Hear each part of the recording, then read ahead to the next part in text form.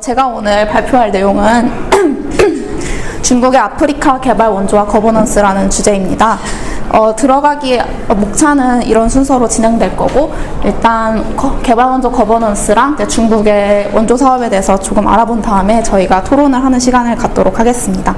들어가기 앞서서 잠깐 제가 어떤 공부를 했는지 그리고 어떤 관심사를 가졌는지 말씀드리면 조금 더 이 주제를 이해하시는 데 도움이 될 것 같아서 잠깐 말씀드리면, 저는 중어중문학이랑 환경경영학이라는 전공을 했습니다. 그래서 사실 조금 환경과 개발에 대해서 관심을 가지고 공부를 했었었는데, 그래서 학교에 있을 때는 이제 코이카에서 같이 하는 국제개발협력과 농업이라는 수업, 그리고 개발도상국 발전 문제 세미나 같은 이제 대학원 수업을 통해서 이제 개발 이론이 어떻게 되는지, 지금 개발 이론은 어디까지 왔는지 이런 거에 대해서 공부를 했었고, 기회가 돼서 마침 또 작년에 이제 부산에서 아프리카 개발은행 연차총회를 할 때 직접적으로 아프리카 지도자분들과 만날 수 있는 기회가 있었습니다. 그래서 제가 뒤에 발표를 할 때 어떤 부분들은 기존에 저희 단체에서 지향했던 바와 조금 다를 수도 있을 것 같아요. 왜냐하면 저는 빈곤이나 국제 개발 문제에 있어서 되게 신중하게 입장을 취해야 된다고 생각해서 최대한 다양한 자료를 담으려고 노력을 했기 때문에 봐주시고, 어떤 부분은 비판을 하셔도 좋고 계속 같이 얘기할 수 있는 시간이 됐으면 좋겠습니다. 혹시 계속 눌러야 되나요? 그건 아니에요. 네. 우선 저희가 토론 질문을 먼저 보자면은 이렇게 세 가지입니다. 중국 국제 원조는 기존의 서구 위주의 국제 원조 시스템의 대안적 원조 거버넌스 시스템이 될 수 있을까? 그리고 중국의 원조는 아프리카의 거버넌스 제도에 어떤 영향을 미칠 수 있을지, 또 아프리카의 부패와 부채 문제는 어떤 영향을 줄 수 있을지에 대해서 알아보도록 하겠습니다. 근데 들어가기 앞서서 사실 거버넌스란 이 개념 자체가 굉장히 다른 맥락에서 다른 뜻으로 정의될 때가 있기 때문에 이제 제 발표에서 말하는 거버넌스가 어떤 이야기인지 조금 간단하게 말씀을 드리고 넘어가도록 하겠습니다. 일단 거버넌스란 사전적으로는 공공경영 시스템이라고 나오는데요.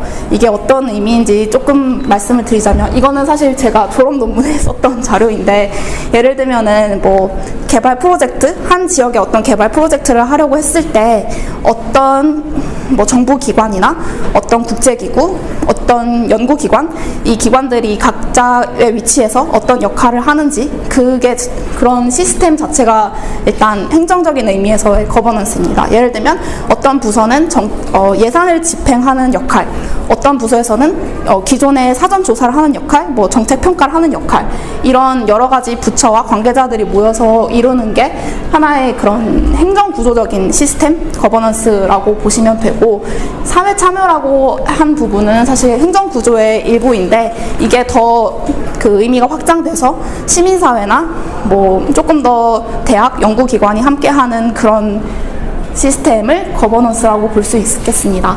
그리고 두 번째로는 국제개발 원조에서 말하는 굿 거버넌스인데요. 혹시 저희 예전 단체 발표를 보셨던 분들이라면 아실 수도 있겠지만, 이제 원조의 효과성, 예를 들면 이 자금을 줬을 때 정말 이 정부가 그거를 제대로 잘 쓸 수 있는지, 효과적으로 잘 쓸 수 있는지에 대해서 판단하는 그런 공공조직의 능력을 또 거버넌스라고 합니다. 그래서 저희 앞으로의 발표는 행정구조, 그러니까 이런 시스템과 제도적인 능력 두 가지 측면에서 논의를 해보겠다고 생각해 주시면 되겠습니다. 네. 그리고 국제개발 원조의 기존 거버넌스는 주로 이제 흔히들 잘 아시는 UN 그리고 산하기구들, 그리고 OECD, 특히 그 중에서도 개발원조위원회라는 DAC라는 그 공여국 모임에서 집행을 하고요. 그 다음에 또 다른 기관으로는 이제 국제금융개발기구, 이제 이런 세계은행 같은 기구가 있겠습니다. 네.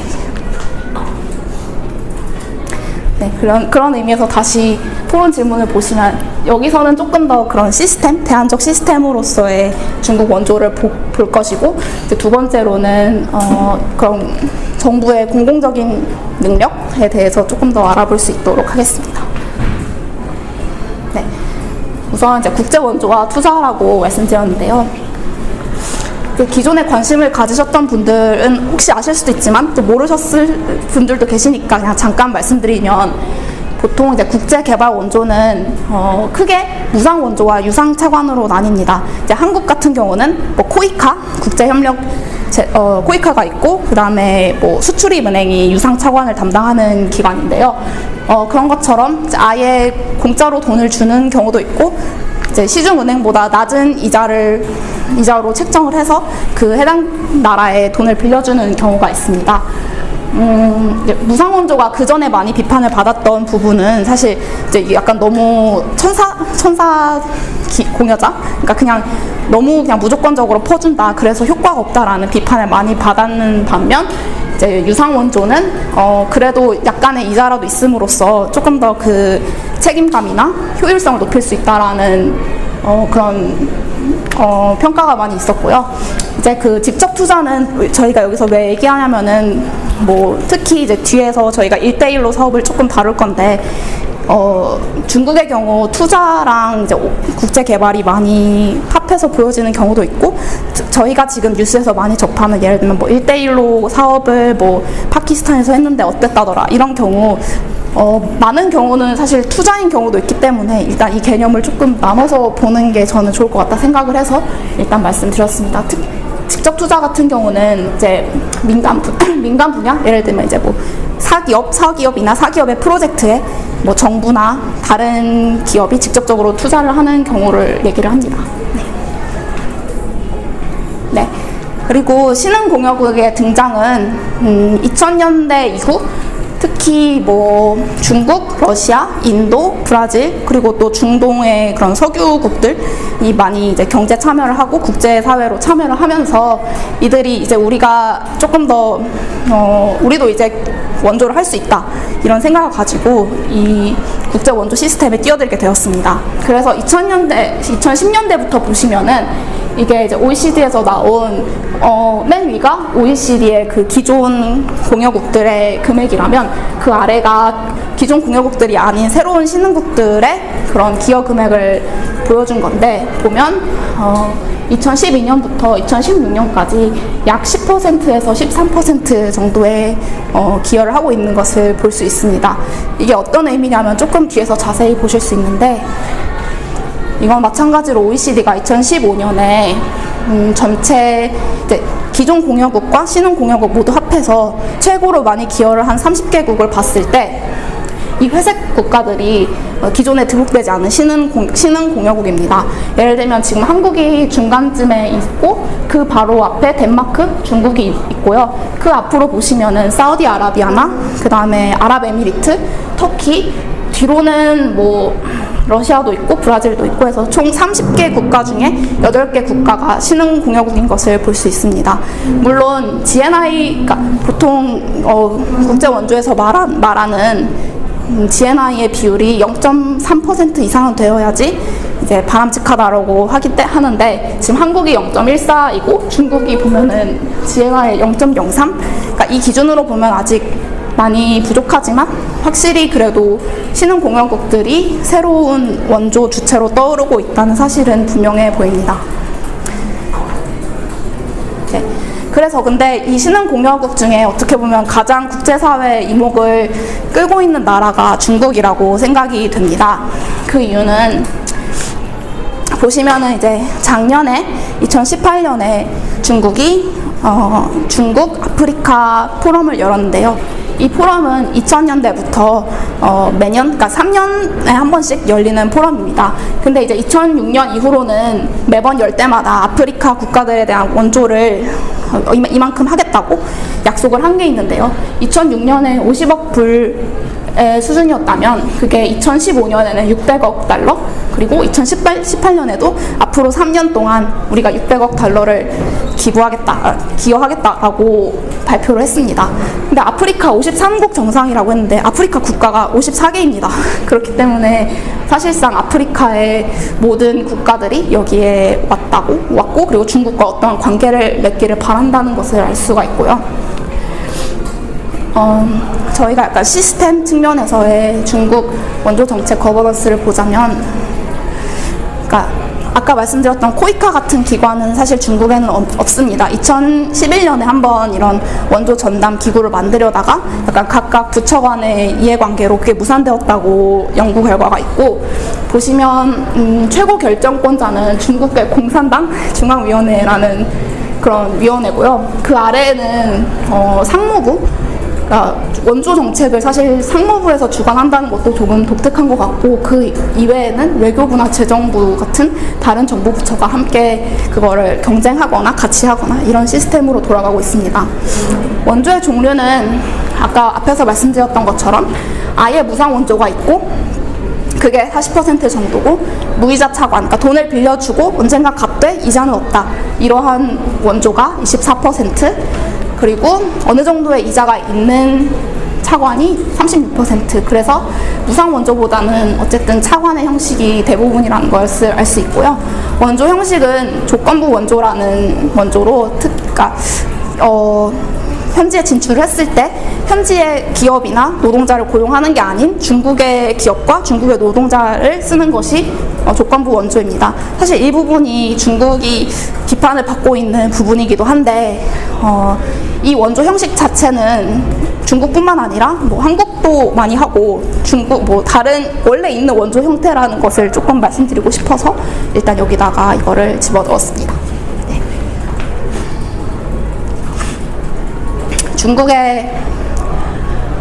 중국의 아프리카 개발 원조 규모는 보시면 아시아에 30%가 집중되어 있고, 근데 아프리카에 지금 반 이상이 집중되어 있는 상황입니다.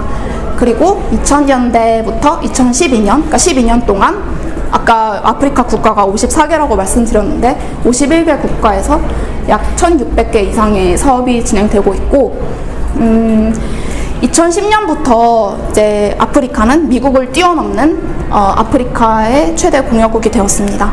보시면은 아프리카에 이제 2000년대부터 2017년까지 지원된 4천억 불의 원조 중에서 20%는 중국에서 온 거고요.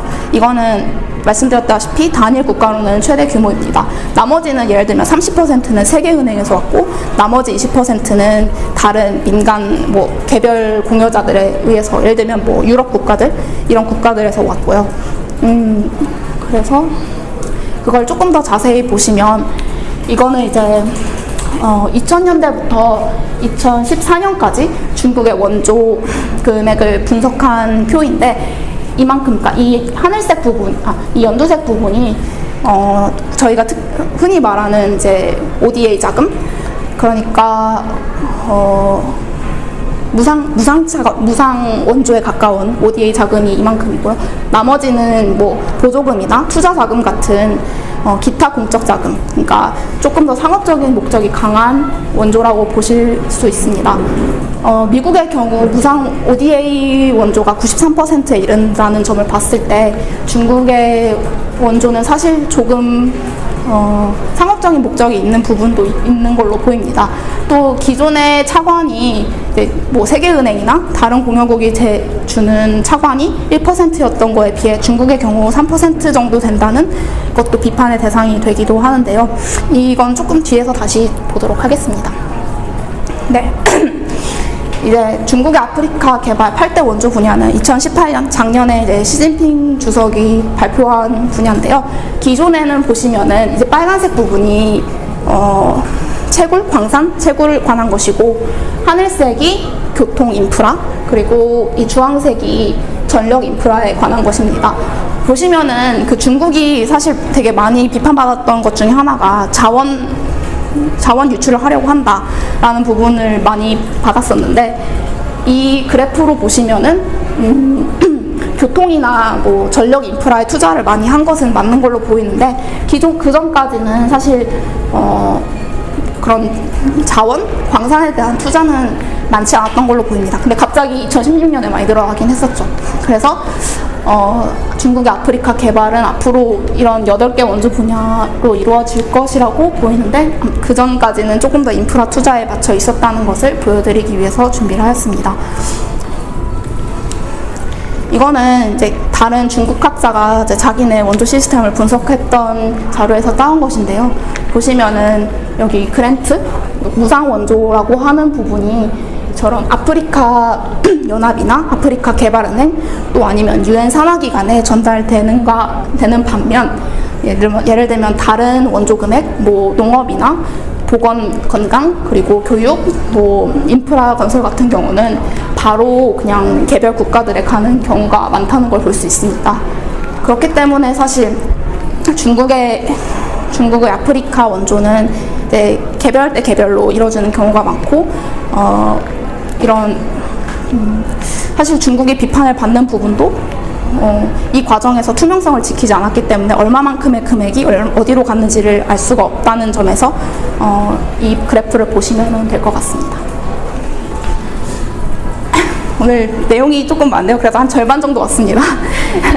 1대1로 사업은 그래도 많이 들어보셔서 조금 친숙하실 거라고 생각이 되는데요. 1대1로는 이제 육상으로는 철도로 유럽까지 있고 해상으로는 아프리카와 다시 유럽으로 잇는다 이런 계획입니다. 그래서 이 사업의 본질은 사실 인프라 사업이고요. 이게 저희 미디어에서는 사실 뭐 많이 부채 관련돼서 다뤄지긴 하는데 아프리카보다는 중앙아시아 그리고 유럽에 집중되어 있는 사업이고 원래는 이제 인프라 사업에서 출발했다는 것을 아시면 좋을 것 같습니다. 그래서 시진핑 주석이 이제 우리가 1대1로 사업을 하면서 이러이러한 것을 하겠다라고 한 게 있는데 실크로드 기금이라는 기금을 만들어서 400억 달러로 시작을 하고 그다음에 아시아 인프라 투자은행은 이제 많이 들어보셨을 것 같은데 매년 100억에서 150억 달러를 조달을 해서 우리가 투자은행을 만들겠다. 그러니까 약간 뭐 일본의 아시아 개발은행이나 세계은행 같은 그런 역할을 중국이 앞으로 해 나가겠다라는 취지에서 만든 것이고요. 상하이 협력기구는 사실 많이 못 들어보셨을 것 같은데 조금 생각보다 오래된 기구입니다. 한 1980년대부터 있었던 중국의 국제기구고 약간 뭐 러시아나 구소련 국가들과의 그런 협력을 강화하기 위해서 만든 국제기구 혹은 싱크탱크로 보시면 됩니다. 그래서 다시 말씀드렸다시피 원래 1대1로 자체가 원조 사업이었던 것은 아니지만 인프라를 건설하는 과정에서 어떤 원조나 차관, 투자 관계가 발생을 했고 그게 이행되지 못하는 과정에서 중국이 많이 미디어를 타게 된 것이라고 보고 다만 이 과정에서 중국이 뭐 천연자원에 대한 접근을 요구했다던가 아니면은 일부 국가들에서는 뭐 이러한 국토의 양보나 뭐 군사 유충지에 주둔을 하게 해달라라는 요구를 했다고 합니다. 네. 근데 더 문제가 되는 것은 사실 1대1로와 국가 부채인데요. 조금 극단적인 케이스라고 보실 수도 있지만 예를 들면 파키스탄도 사실 많이 들어보셔서 아실 수도 있을 것 같은데 앞으로 20년 동안 400억 달러의 빚을 중국에 갚아 나가야 되는 상황이고 또 스리랑카 같은 경우는 처음에 이제 중국 돈을 빌려서 항구를 건설하다가 이거를 이제 갚지 못하는 상황이 돼서 이제 스리랑카의 중요한 항구 중에 하나를 이제 99년 동안 중국에 이제 운영권을 넘기게 된 사례가 있습니다. 그리고 몰디브 같은 경우는 이제 뭐 특히 뭐 기후 변화 같은 걸로 많이 나오는 국가였는데 정권이 바뀌기 전에 그 전 대통령이 중국과의 노선을 타다가 이제 너무 많은 돈을 빌려가지고 그걸 당장 갚지 못하는 상황이 되었다고 합니다. 이 지금 빨간 국가들은 이제 OECD가 분석했을 때 이게 지금 빚 때문에 좀 위험한 상황이다라고 하는 국가들을 나타낸 자료입니다. 네. 민간 투자에 대해서도 아까 처음에 시작하기 전에 말씀드렸는데 저는 이 자료가 조금 재미있다고 생각을 해서 가져왔어요. IMF 이제 국제통화기금 같은 경우 이 IMF가 2015년에 총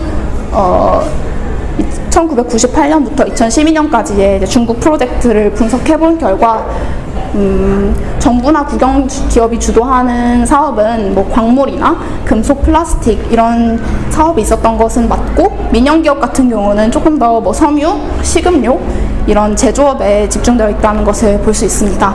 하지만 전체 프로젝트의 60%는 비즈니스 서비스나 뭐 무역 같은 서비스업에 집중되어 있었고 그래서 IMF는 이제 결론을 이제 중국이 사실 2000년대 초반 중반에 자원 외교다, 그러니까 자원을 유출한다 이런 식으로 많이 비판을 받았던 반면 이 보고서는 사실 그거는 그냥 경제적인 논리에 의해서 그렇게 된 거다라는 그런 결론을 냈다는 게 저는 조금 흥미로웠다고 생각합니다. 왜냐하면 IMF도 사실 그 세계은행처럼 조금 더 중국과의 관계가 썩 좋지는 않은 기관이기 때문에 저는 이게 조금 의외라고 생각이 됐었습니다.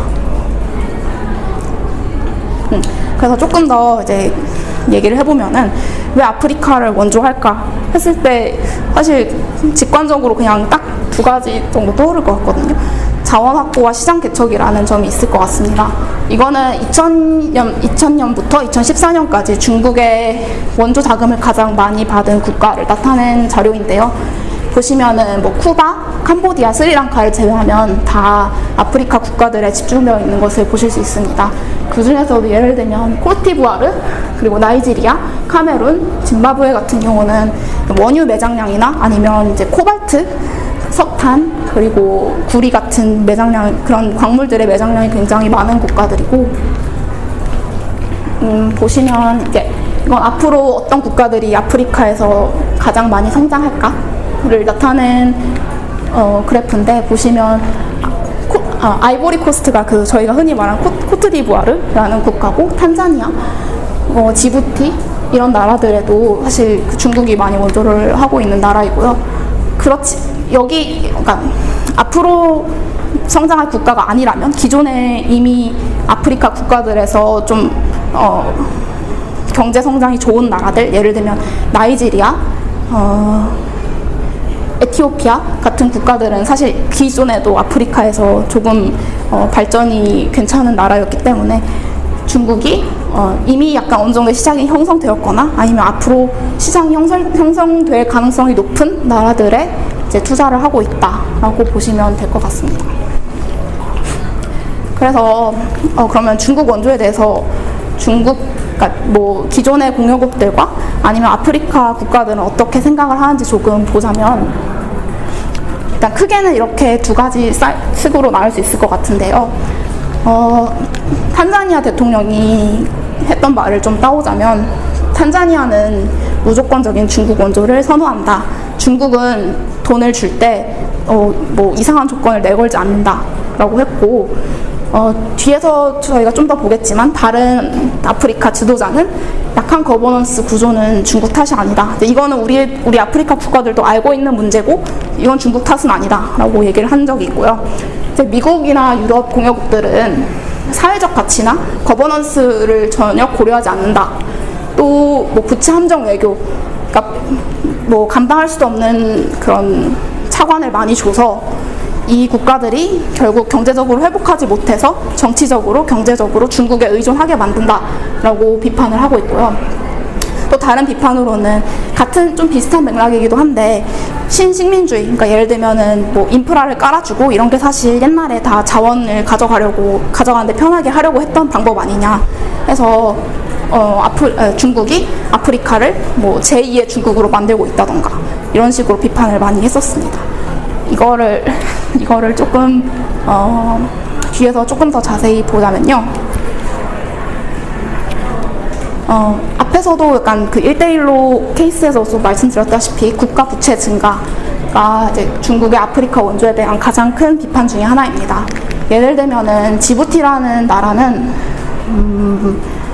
국가 채무의 80%가 중국에서 오고 있는 자금이고요. 이것은 GDP의 86%에 해당하는 정도입니다. 또 잠비아 같은 나라도 보시면 국가 채무 87억 불 중 64억 불이라는 것은 거의 80%에 해당하는 돈을 중국에서 빌리고 있고요.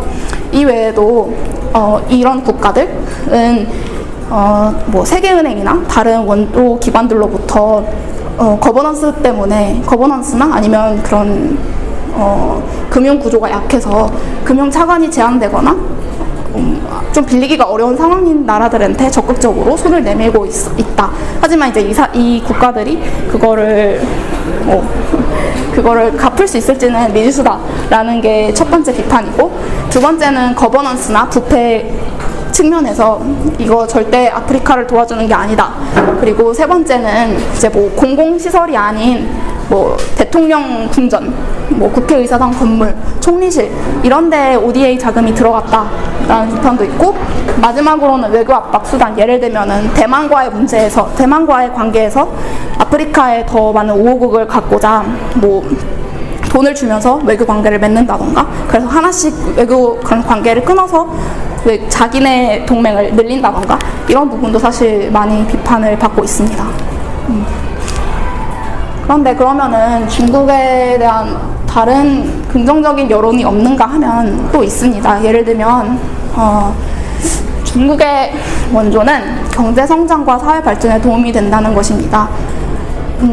예를 들면 에티오피아 같은 경우는 중국의 차관을 빌려서 연 10%의 고성장을 기록한 나라이기도 하고, 많은 이제 서구의 기존 원조 체제가 사실 인프라 건설보다는 뭐 기후변화라던가 젠더, 인권, 보건, 교육 이쪽으로 ODA의 그 중심이 많이 옮겨갔을 때 중국은 이런 인프라 건설에 집중하고 있기 때문에 사실상 아프리카 국가가 필요한 부분을 해결해 줬다라는 그런 평가가 있습니다. 그리고 이건 약간 뒤에서 저희가 말씀드릴 새로운 개발 모델과도 조금 관련이 있는 거기도 한데요. 이거는 차이나 스탠다드라고 해서 기존의 서구의 원조가 이제 원조 사업과 경제를 좀 분리시켰다면 중국은 원조와 비즈니스를 아예 혼합해서 약간 혼합된 ODA를 한다라는 게, 그래서 이게 중국이 새로운 뭔가를 제시할 수 있다라고 보는 게 조금 긍정적인 시각입니다. 네. 그래서 근데 사실 제일 중요한 건 저는 이거인 것 같다고 생각을 했습니다. 아프리카 국가들은 중국 원조를 그럼 어떻게 생각하는지, 그게 조금 중점이 돼야 된다고 생각을 했는데, 저는 이 기사가 굉장히 흥미로워서 가지고 왔습니다. 작년 2018년에 이제 중국 아프리카 포럼이 있고 나서 이제 2019년 초에 쓰여진 기사인데요. 왜 아프리카는 중국을 사랑하는가라고 기사가 났습니다. 보시면은 여기서 발췌했던 내용은 아프리카 사람들이 그런 우리의 문제에 대해서 모르고 있는 것은 아니다. 그러니까 뭐 무역 불균형이나 부채라던가 뭐 부패 행위 같은 것들 알고 있고, 그리고 중국의 원조 기관이나 투자자들이 이런 문제에 신경 쓰지 않는다는 것도 우리가 알고 있다. 하지만 그냥 중국도 다른 나라들처럼 아프리카의 약한 점을 파고들 뿐이고, 우리 스스로가 아프리카를 지켜야 된다라는 것입니다. 그러니까 뭐 아프리카도 우리의 문제점을 알고 있고, 다만 다른 기존의 침략자들이나 아니면 다른 원조국들처럼 중국도 약한 부분을 이용하려고 했을 뿐이고, 이것은 중국만의 문제는 아니다. 그리고 우리가 스스로 아프리카를 지켜야 된다라는 이런 세 가지 포인트로 요약을 할 수 있을 것 같습니다. 이런 관점은 사실 그 남아프리카 공화국 대통령의 말에서도 나타나고 있는데요.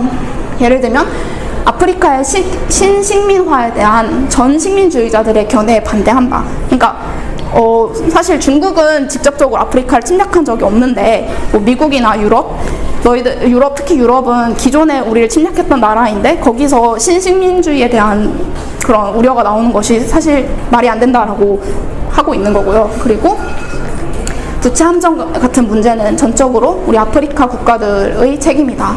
그리고 우리 지도자들이 책임감을 가지고 이 차관을 유용하게 사용해야 한다라고 주장을 하고 있습니다. 그래서 중국의 입장에서 봤을 때 아프리카 원조의 4가지 장점은 몇 가지는 앞에서도 언급되었던 건데요. 쉬운 차관, 예를 들면은 그런 사회적 가치라던가 아니면은 금융의 건전성을 고려하지 않고 일단 중국은 뭐 3년 동안 600억 달러라고 딱 약속을 했고, 약속을 했으면 지킨다라는 게 이제 아프리카 국가들의 생각이고, 또 서구의 개념, 예를 들면 거버넌스 조정 같은 것을 강요하지 않는다라는 게 하나의 입장입니다. 또 말씀드렸다시피 인프라나 뭐 교통 이런 측면에서 빠르게 인프라를 구축하고 이를 통해서 더 많은 공공 서비스를 빠르게 조달할 수 있다라고 하고 있고요. 나머지 두 가지는 예를 들면 중국은 아프리카의 평화 유지에도 기여를 하려고 하고 있고, 사실 아프리카 국가들이 대부분 개발도상국인 것을 감안했을 때 중국의 빠른 성장 그리고 빠른 시간 안에 대부분의 국민을 빈곤에서 탈출시켰다는 점은 아프리카 국가들에게 매력적으로 다가오고 있다는 평가입니다. 저희 이제 한 10페이지 정도 남았는데요. 다음은 그러면은 중국의 원조는 정말 아프리카의 부채를 증가시킬까라는 점입니다. 이 질문은 사실 저도 개인적으로 궁금했던 부분인데요. 예를 들면은 작년에 2018년 세계은행의 보고서에 따르면 사하라 이남 아프리카의 18개 국가는 해외 채무가 GDP의 50% 이상인 부채 위험국으로 분류가 됐습니다. 이거는 2010년도에 약 27%였던 거에 비하면은 2배까지는 아니더라도 1.5배 이상은 증가했다고 보는데요. 특히 이들 국가 중에 많은 국가들은 1990년대 말에 재무를 이제 아예 탕감받은 적이 있던 국가들이기 때문에 2010년도부터 중국의 아프리카 투자가 늘어났다는 점을 감안하면 어느 정도는 부채 위험과 중국의 원조가 관련이 있다라고 보이기도 합니다. 그러면 이 부채 현황을 조금 더 자세히 보도록 하겠습니다. 이거는 IMF가 2018년에 발표한 자료인데요. 아프리카 국가 정부의 부채가 GDP에서 차지하는 비율입니다. 이 주황색 선이 이제 방금 자료에서도 말씀드렸다시피 50% 이상을 나타내는 선이고요. 예를 들면은 방금 앞에서 말씀드렸던 잠비아 같은 나라, 에티오피아, 코트디부아르, 카메룬 같이 중국의 원조를 많이 받고 있는 국가들도 있습니다. 나이지리아나. 그런데 저는 이런 의문이 들었습니다. 그러면 아프리카 국가의 부채는 많은 것인가? 라고 봤을 때 첫 번째 그래프를 보시면은 사하라이나 아프리카의 채무가 많아 보이기도 합니다. 그러니까 80%, 100% 이상을 넘는 경우도 많으니까요. 하지만 이거를 인구당으로 나눠봤을 때는 이것이 지금 OECD 국가들의 기준이고 이게 지금 사하라 이남 아프리카의 기준입니다. 그러니까 이걸로 보았을 때는 사실 그렇게 채무가 많은가라는 의문을 던질 수 있을 것 같고, 이거를 조금 더 자세히 보자면은 전 세계 국가의 해외 부채 순위입니다. 빨간색이 될수록 국가 채무가 많다는 뜻인데요. 그걸 지금 20위까지 보시면 첫 번째 국가는 미국입니다. 미국은 GDP의 115%를 해외에서 빚을 져서 감당하고 있는 상황이고, 지금 일본 같은 경우도 7위인데 일본은 사실 해외 부채가 아니라 그냥 공공 부채로 봤을 때는 GDP의 230%까지, 그러니까 2배 이상을 지금 해외 채무로 지고 있고, 그냥 해외 채무만 봤을 때는 70% 정도입니다. 지금 여기 이 표를 보시면 사실 앞에 순위가 다 미국, 영국, 프랑스, 독일, 일본 이런 나라들인데요. 한 번도 저희가 영국이 빚이 너무 많아서 망할 것 같다라고 걱정해본 적은 없잖아요. 미국이나. 그렇기 때문에 저는 이 해외 부채보다는 상환 능력이랑 이 특정 국가의 의존성이라고 생각을 했습니다. 사실 그 부채가 저는 조금 더 문제가 되는 거는 이 부분이라고 생각을 했는데, 파키스탄 같은 경우 방금 말씀드렸다시피 이제 1대1로 같은 사업으로 돈을 갚지 못할 상황이 되자 IMF나 세계은행에 다시 돌아가서 도움을 청하는 경우입니다. 그렇게 되면은 이 기사에서는 그러니까 중국으로 다시 이 돈이 들어갈 것이라고 생각을 한다고 했는데, 저는 그것보다 더 큰 문제는 이런 식으로 약간 국제사회의 금융이나 금융 질서를 어지럽히는 것이 조금 더 문제라고 생각이 됐고, 네, 그거를 조금 더 사례에서 보자면은, 사례가 제가 한 4가지 정도 준비했었는데, 첫 번째는 케냐의 철도 건설 사업입니다. 이 케냐의 철도 건설이 사실 케냐랑 이제 다른 아프리카 국가들을 이어주는 철도 사업인데, 1963년에 케냐가 독립을 한 이후로 가장 큰 규모의 인프라 건설 사업이라고 합니다.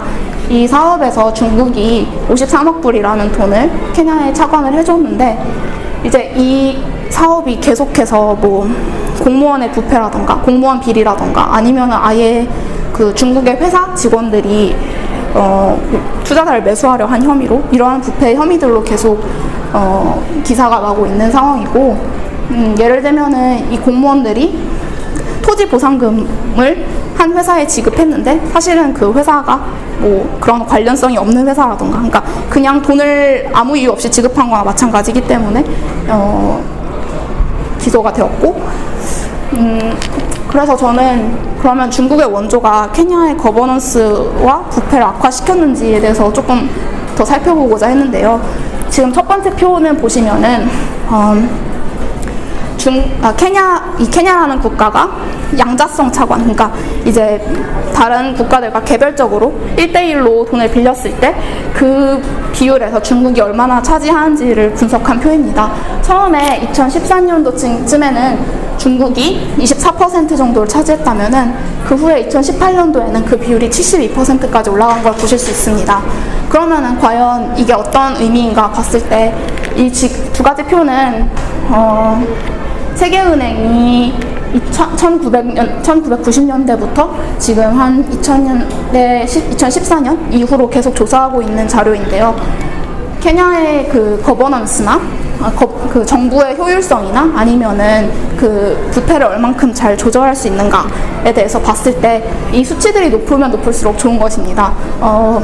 그럼 보시면 예를 들면 2012년부터 중국의 원조가 많이 늘어났다고 했을 때 사실 그 비율이 계속 올라가거나 적어지고 있고 막 특별히 나빠지거나 좋아지거나 하지 않는다는 것을 사실 이 표에서 볼 수 있습니다. 그래서 중국의 원조가 케냐의 부패에 직접적으로 기여했는지에 대해서는 사실 저는 조금 더 토론을 해봐야 된다고 생각이 들었었습니다. 두 번째 사례는 콩고의 광물 채굴 사업입니다.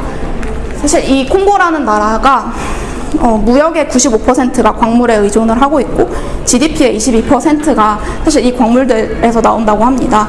그러니까 천연 자원에 굉장히 많이 의존을 하는 나라인데 무엇보다 중요한 거는 그 코발트라는 자원의 45%가 콩고에 매장되어 있다고 합니다. 이 코발트는 지금 중국이나 전 세계적으로 수요가 많이 늘고 있는 전기 자동차에 꼭 들어가는 그런 광물이고요. 그래서 중국은 2000년대 초반부터 이제 여기 콩고에 진출을 하려고 많은 노력을 했었습니다. 2007년에는 합작회사, 파트너 회사를 만들었고 그 후에는 아예 뭐 코발트나 구리에 대한 그 광산 권리를 사는 등 계속해서 그런 자원에 대한 투자 혹은 원조를 늘려가고 있고요. 근데 여기서 문제가 되는 부분은 사실 혹시 이런 관련 다큐멘터리를 보셨으면 아실 수도 있겠지만 이 지역 주민들이 이 주위에 가서 약간 그런 광물 부스러기 같은 것을 채취해서 팔거나 그런 경우가 많은데 2019년에 이제 콩고가 군대에서 그냥 이 광산을 중국 광산을 지켜줘야겠다라고 해서 콩고군이 가서 광산을 지켜주고 불법 채굴자들을 밀어내고 이런 사례들이 있었고 이런 사례가 거버넌스의 문제점을 조금 잘 드러내는 사례라고 생각이 되는 게 만약에 그 지역 사람들한테 일자리의 기회나 아니면 이 광산에 대한 이익이 돌아갔었다면 불법 채굴자들이 일단 일어나지 않았을 것 같고 이 환경 자체도 지금 뭐 안전장비나 이런 게 전혀 없이 일어나고 있는 것이기 때문에 약간 거버넌스 문제의 총체적인 모습을 보여주는 사례라고 생각이 되었습니다. 또 세계은행에서도 2010년에 권고를 했듯이 광물 채굴을 통해 얻은 수입을 다른 지속가능한 발전 분야에 투자를 해야 한다고 권고를 한 적도 있기 때문에 중국의 투자가 지속가능 발전에 도움이 되는지 여기서 의문을 한번 던져볼 수 있을 것 같습니다. 세 번째는 조금 더 그 직접적인 환경 파괴 사례인데요. 이 감비아라는 국가는 엄청 부유한 국가는 아니었지만 이 국토를 가로지르는 감비아라는 강이 있어서 토지가 비옥한 편이고 어업이나 뭐 이런 소규모 그러니까 사람들이 소규모 업에 종사하거나 이런 식으로 생계를 꾸려가고 있던 지역이었습니다. 관광업이나. 근데 이제 골든 리드라는 중국의 어분, 그러니까 물고기를 잡아서 다시 그거를 물고기 밥으로 만드는 회사인데요. 이 회사가 여기 들어오고 나서 폐수를 이 감비아 강에 불법으로 유출을 해서 보시면 지금 강이 아예 붉은색으로 오염이 된 것을 보실 수 있고, 또 이외에도 중국의 기업, 원양어업 기업들이 이제 불법으로 어업을 물고기 어업을 잡으러 가고 어업에 종사하고 이런 일로 기소가 된 적이 있습니다. 그래서 이런 환경 파괴 문제 때문에 사실 그 감비아에서는 계속 사람들이 시위를 하고 도대체 정부는 누구의 정부인지 계속해서 묻고 있는 상황이고, 이 사례는 조금 더 완전히 이제 중국의 직접적인 잘못으로 환경 파괴가 됐다고 보입니다. 근데 이때 조금 더 볼 것은, 이때 이 중국의 회사가 뭐라고 했냐면은 이것은 우리의 잘못이 아니고 이 나라의 약한 환경 규제 탓이다라고 했기 때문에 거버넌스 구조와 그 거버넌스 구조의 약한 점을 회사가 파고들었다는 점을 저희가 알아볼 수 있을 것 같습니다. 마지막 사례는 하나의 중국 정책과의 연관성인데요. 앞에서도 말씀드렸다시피 이런 원조나 투자 금액을 외교적 수단으로서 자기네 외교적 지위를 공고히 하려는 수단으로 사용하고 있습니다. 중국의 대외 원조 같은 경우는 특히 자기네 정치적 이해관계에 반하는 경우 거부권을 행사할 수가 있기 때문에 2018년 5월 부르키나파소에 4천만 불의 지원을 약속하면서 외교관계를 체결하게 됐고, 이때 외교관계를 체결하면서 그럼 이제 대만과의 관계는 끊어라 라고 해서 지금 아프리카의 대만 협력국은 2개, 하나는 그 스와질란드라고 부르는 국가이고 다른 하나는 깜빡했습니다. 아무튼 2개가 남은 상황입니다. 네. 그래서 마지막으로 지금 중국의 국제 원조 앞으로 어떻게 될지 생각을 해보자면, 생각보다 중국이 참여하고 있는 국제 규범은 많은 상황입니다. 예를 들면 저희가 익히 알고 있는 지속가능한 발전이나 기후변화 파리선언, 그리고 조금 더 원조 효과성에 관한 선언들에 대해서도 중국이 약속을 한 상태이고, 반부패나 글로벌 콤팩트는 이제 기업의 사회적 책임에 관련된 협약이고요. 인권이나 아니면 채굴산업 투명성 운동기구라는 이제 아예 그런 광산이나 채굴 사업을 할 때 투명성을 지켜야 된다라는 그런 협약에 대해서도 중국이 약속은 해놓은 상태입니다. 저는 그러니까 개인적으로 제가 그 전에 했던 연구가 조금 관련이 있었는데, 예를 들면은 중국이 어업의 유류 보조금에 대한 연구였어요. 그러니까 그런 지속 가능성 발전의 14번 목표와 조금 연관이 되는 거였는데, 그럼 과연 이제 중국이 자기네 어업에 유해한 유류 보조금을 줄이고 있는가? 이걸 추적하는 과정이었는데, 그래서 저는 이런 협약에 가입을 한 것이 당연히 안 한 것보다는 좋고 점진적인 변화를 만들어 나가는 데는 도움이 될 수 있을 거라고 생각을 하긴 합니다. 물론 그게 얼마나 빠를지는 잘 모르겠지만 중국이 이제 자기네가 스스로 자기네는 가장 큰 개발도상국이라고 하고 있고, 우리는 책임 있는 모습을 보여주겠다고 계속 선언을 하고 있기 때문에 장기적으로는 더 좋아지는 방향으로 갈 수 있다고 생각이 드는데요. 그리고 마지막으로는 저는 아프리카 발전에 대해서 우리가 어떤 시선을 가져야 되는지 조금 고민을 해봤습니다. 제가 앞에서 말씀드렸다시피 작년에 기회가 돼서 이 아프리카 개발은행 부산 연차총회에 참여할 일이 있었는데, 그때 이제 아프리카 출신의 유명한 개발 경제학자이신 응오지 오콘조 이웰라 여사께서 했던 말이 저는 되게 와닿았다고 생각이 드는데, 우리는 이제 아프리카 아이들이 큰 눈으로 울고 있는 사진에 지쳤고 가축들이 죽어가고 있는 사진에도 지쳤다. 그리고 우리는 우리의 발전을 타자의 관단에 맡길 수 없다 라고 했던 게 저는 되게 인상이 깊었어요. 그러니까 앞에서 말씀드렸 그 아프리카 지도자들의 말에서도 볼 수 있듯이 거버넌스나 일정 부분은 스스로 해결해야 되는 부분도 있고 그러니까 스스로 그 의식을 가지고 행동해야 되는 부분이 있다고 생각을 하고 저희도 아프리카나 아프리카의 빈곤이나 발전을 다룰 때 더 이상 굉장히 단일화된 프레임으로 볼 수 없다고 생각이 돼서 저는 이것을 가져왔습니다. 네. 토론 질문은 이것인데 토론은 나중에 하나요? 지금 하나요? 아, 네. 네. 너무 빠르게 달려왔나요? 네. 그러면은 네. 그 순서 관계없이 질문해 주셔도 되고 아니면 발표 들었던 것 중에 좀 더 물어보고 싶거나 보충했으면 좋겠다라는 부분 있으시면 알려주셔도 됩니다. 아니면 이 뒤에 있는 것부터 먼저 할까요? 아, 뒤에 쉬는 시간이요? 그렇군요. 뒤에는 제가 그 인턴십 했던 그러니까 파리에 제가 OECD에서 인턴십을 할 기회가 있었어서 많은 분들이 또 그런 국제기구나 관심이 있다고 하셔서 혹시 그냥 도움이 될까 해서 짧게 준비한 게 있고 네, 토론하고 잠깐 쉬다가 조금 더 얘기를 해볼 수 있으면 좋을 것 같습니다.